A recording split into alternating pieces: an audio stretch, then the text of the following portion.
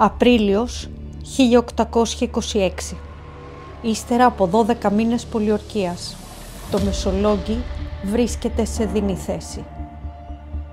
Το Μισολόγγιον έχει 5 ημέρας σήμερον άσιτον.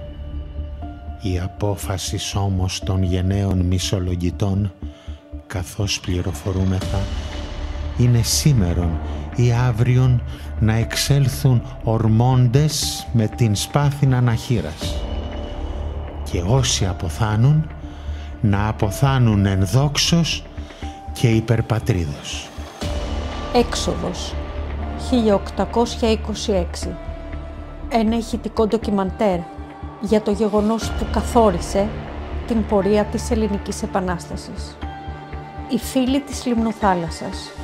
Δημοσιογραφική έρευνα Κατερίνα Τζουμερκιώτη. Έρχεται τον Ιανουάριο.